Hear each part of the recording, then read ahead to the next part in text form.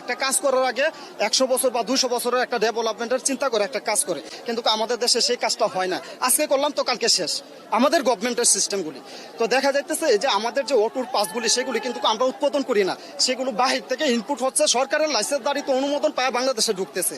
তো সেক্ষেত্রে যখন মনে করেন একটা ফ্যাক্টরিতে উৎপাদন করতেছে যে অটো ইজি বাইকগুলি, তখন সেখানেও কিন্তু নিষেধ বলে না যে এইগুলি অবৈধ, এইগুলি বিক্রি করবা না, বা আমাদেরকেও বলে না যে সাধারণ পাবলিক সিটি এই অবৈধ জিনিস কেউ কিনবা না, ক্রয় বিক্রয় করবেন না। তো ওইখানেও আমাদের অনুমোদন আছে। যখন আমরা এটা কিনি কিসের ক্ষেত্রে, আমরা বেকার মানুষ যখন আমাদের কর্মসংস্থান তৈরি করি, আমাদের জীবিকা অর্জনের ক্ষেত্রে, আমাদের ফ্যামিলি চালানোর জন্য আমরা সেই অটোটা কিনি, কিনা আমরা আমাদের জীবিকা অর্জনের ক্ষেত্রে আমরা নিয়ে নামি, তখনই আমাদের উপরে হামলা করে, ব্যাটারি রেখা দেয়, এই করে সেই করে। তো দেখা যাচ্ছে এখানে আরো বিভিন্ন ইস্যু আছে। সবাই বলে যে অটো ইজি বাইক ব্রেক মানে এক্সিডেন্ট করে, ব্রেক ফেল।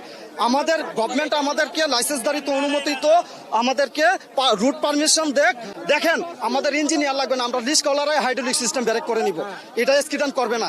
লিস্কাতেও হাইড্রোলিক সিস্টেম করা যায় না বললে ভুল।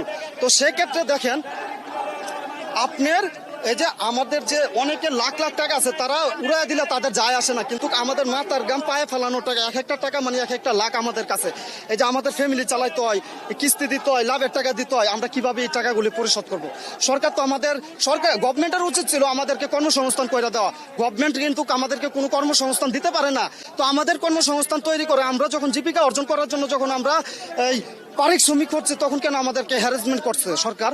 আর তাছাড়া আপনারা আরেকটা জিনিস ফলো করেন, যখন সরকার আন্দোলন বিরোধী, যখন ছাত্ররা যখন টিকতে পারতেছিল না, তখন আমাদের মতো দিনমজুররা তাদের পাশে আসা, রাস্তায় নেমে আন্দোলন কইরা স্বৈরাচার বিরোধী প্রতিবাদ কইরা তাদেরকে জয়লাভ করাইছে। আজকে তারা কোথায়? তারাই এখন পুলিশের সাথে মিশা আমাদের ব্যাটারি খুলে রেখে দিতেছে, আমাদেরকে জুলুম অত্যাচার করতেছে।